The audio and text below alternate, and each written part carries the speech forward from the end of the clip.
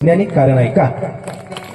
इथं विज्ञानाचा सुद्धा याने सिद्ध केले का गोमूत्राचा जो वास असतो तो आपल्या शरीरामध्ये जातो. शरीरामध्ये गेल्याच्या नंतर आपल्या शरीरामध्ये काही रोग असेल किंवा पेशी जर खराब असेल तर त्या गोमूत्राच्या वासाने ती दुरुस्त होते आणि मग आपल्या गर्भामध्ये गर्भाशय टिकतो.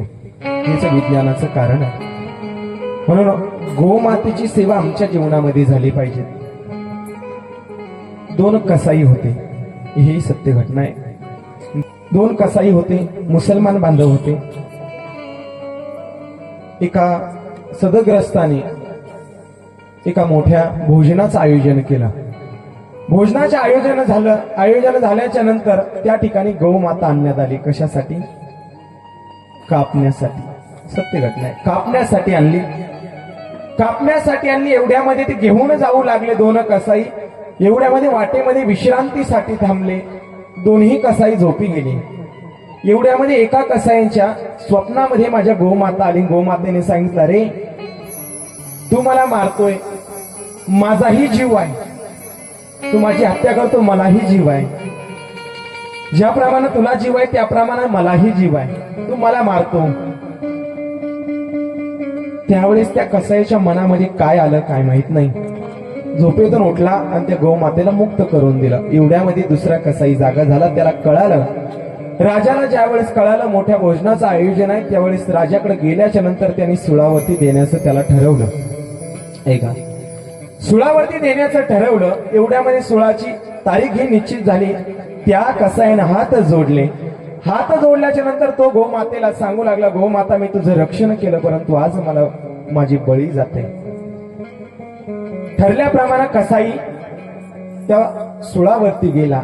टोपी घालण्यात आली. अक्षरशः टोपी घातली. एका रस्सीनं त्याला फाशी देण्यासाठी उभा करण्यात आलं. ज्यावेळेस ते फाशी दिली त्याला गळा ज्यावेळेस दाबला, ऐका, एक त्याचे काहीतरी कालावधी असते ती मला माहित नाही. तेवढ्या कालावधीपर्यंत त्याला ठेवण्यात येतं.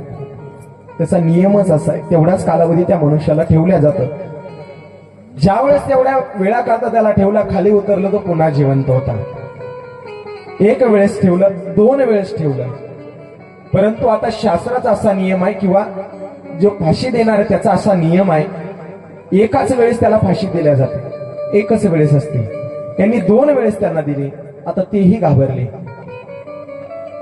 त्याला मुक्त करून देण्यात आलं. आता मुक्त केलं आणि त्यावेळेस त्या कसायाला राजाने विचारलं, म्हणे आतापर्यंत मी अशी घटना आतापर्यंत बघितली नाही की फाशीवरती सुळावरती दिल्याच्या नंतर कोणीतरी माणूस जिवंत राहिला. सांग म्हणे तुझ्या जीवनामध्ये असं काय झालं? त्यावेळेस तो कसाई डोळ्यामध्ये अश्रू येऊन सांगू लागला, बाबा ज्यावेळेस तुम्हाला सुळावरती दिलं त्यावेळेस मला असं जाणवलं की माझ्या खाली कोणीतरी माझे पाय उचलून धरतय. जणू काही ती गोमाता माझ्या रक्षणासाठी आली आणि त्या गोमातेने माझं रक्षण केलं. ही वृंदावनातली सत्य घटना आहे. यापेक्षा गोमातेचं अजून काय महात्म्य हो.